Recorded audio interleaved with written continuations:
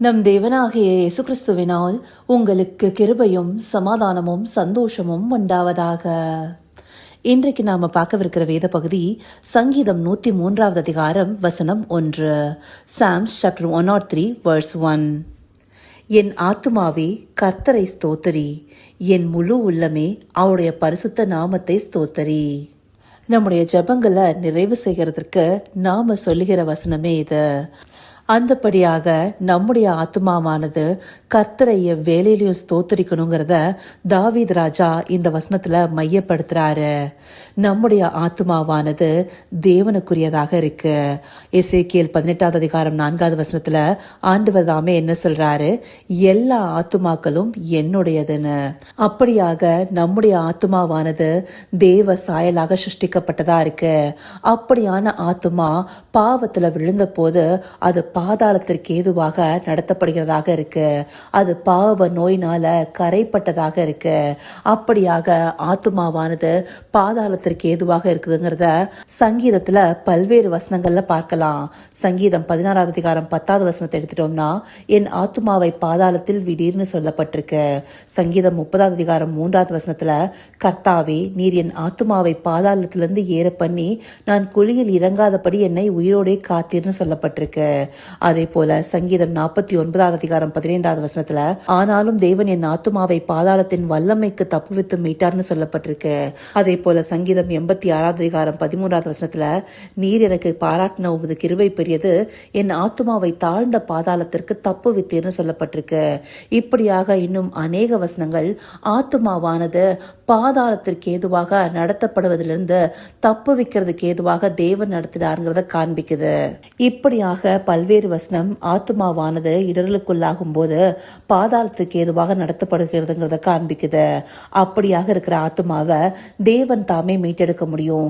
அதனால இந்த ஆத்துமாவில் இருக்கிற எல்லாமே தேவனை முழுவதுமாக ஸ்தோத்தரிக்கணும், அவரை துதிக்கணும், அவருக்கே நன்றி செலுத்தணுங்கிறத தாவீது ராஜா இந்த வசனத்துல தெளிவுபட சொல்றாரு. அது மாத்திரம் இல்லாம இந்த வசனத்துடைய 2வது பகுதியில என் முழு உள்ளமே அவருடைய பரிசுத்த நாமத்தை ஸ்தோத்தரின்னு சொல்லப்பட்டிருக்கு. தமிழ்ல முழு உள்ளமேன்னு சொல்லப்பட்டது. ஆங்கில மொழிபெயர்ப்புகள்ல ஆல் தட் இஸ் வித்தின் மீன்னு சொல்லப்பட்டிருக்கு. அப்ப நம்முடைய முழுமையை குறிக்கிறதாக அது இருக்கு. நம்முடைய ஆத்மா மாத்திரம் இல்ல, நம்முடைய முழுவதுமே கர்த்தரை ஸ்தோத்தரிக்கிறதாக இருக்கணும். நம்முடைய ஆத்மா மாத்திரம் இல்ல, நம்முடைய முழுவதுமே கர்த்தருடைய பரிசுத்த நாமத்தை ஸ்தோத்தரிக்கிறதாக இருக்கணும். அப்படியாக ஆத்மாவுக்கு நினைப்பூட்டுகிறதாக தாவீது ராஜா இதை சொல்லுகிறாரு. இதையே நாம ஒவ்வொரு ஜெபங்களுடைய கடைசியிலையும் சொல்றோம். எதனால? நம்முடைய ஆத்மாவானது எந்த நேரமும் தேவனை பற்றி கொண்டிருக்கணுங்கிறதுக்காக, தேவ சித்தத்தை விட்டு விலகக்கூடாதுங்கிறதுக்காக. ஏன்னா இந்த ஆத்மாவானது சரீரத்தின் இச்சையினால இழுக்கப்படும் போது அது பாவ நோயில விழுந்ததாக இருக்கு. அப்படியாக பாவ கரைப்படிந்த ஆத்மாவானது பாவ நோயினால சிக்கி தவிக்குது. அது பாதாளத்திற்கு ஏதுவாக நடத்தப்படுது. அந்தபடியான ஆத்மாவை தேவனே மன்னிக்க வல்லமை உள்ளவராக இருக்கிறாரு. தேவனே அதிலிருந்து மீட்க வல்லவராக இருக்கிறாரு. அதனால்தான் இந்த சங்கீதம் 103 அதிகாரம் 3 வசனத்துல, அவர் உன் அக்கிரமங்களை எல்லாம் மன்னித்து உன் நோய்களை எல்லாம் குணமாக்கின்னு சொல்லியிருக்காரு. இந்தபடியாக நம்முடைய ஆத்மாவில் இருக்கிற பாவ நோயை குணமாக்கக்கூடிய வல்லமை தேவனிடத்திலேயே இருக்கு. அதனால இந்த ஆத்மாவானது தேவனை பற்றி கொண்டிருக்கணுங்கிறதுல தாவீது ராஜா மிகவும் கவனமா இருந்திருக்கிறாரு. அதனால்தான் தாவீது ராஜாவுடைய சங்கீதத்துல அவருடைய ஆத்மாவுக்கு அதிகப்படியான காரியங்களை சொல்லியிருப்பாரு.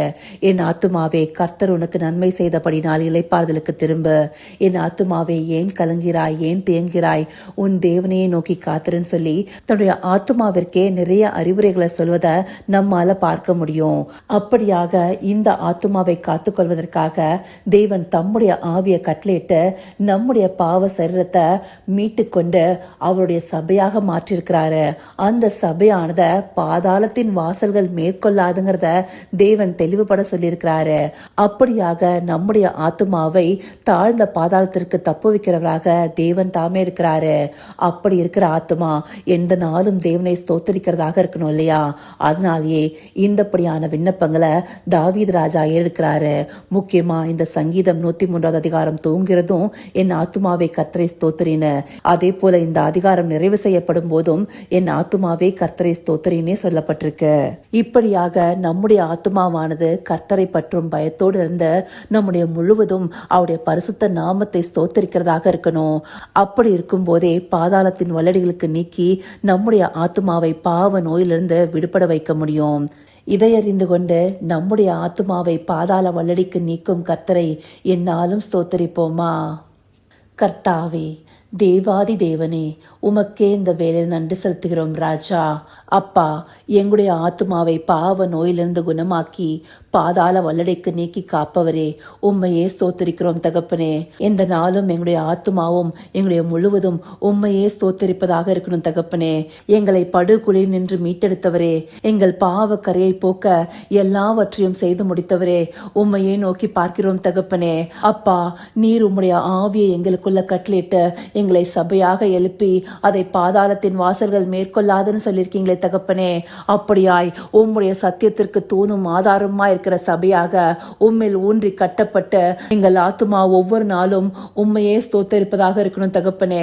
அப்படியாய் எங்களுடைய ஆத்துமாவை தாழ்ந்த பாதாளத்திற்கு தப்புவிக்கிற உம்மையே நித்தமும் நோக்கி பார்க்க தேவரீர் எங்களுக்கு தயவு பாட்டுங்க. அப்படியாய் எங்களுடைய ஆத்துமாவை தாழ்ந்த பாதாளத்திற்கு தப்புவிக்கிற உம்மையே எந்த நாளும் ஸ்தோத்தரிக்க தேவரீர் எங்களை நடத்தியர்லைங்க. அப்படியே நீங்க எங்களை நடத்த போகிற கிருபைக்காய் நன்றி. சகலவித துதி மகிமை கனம் யாவும் ஒருவருக்கே செலுத்துகிறோம். இயேசு கிறிஸ்துவின் மூலமாய் வேண்டிக் கொள்கிறேன் பிதாவே. ஆமேன், ஆமேன்.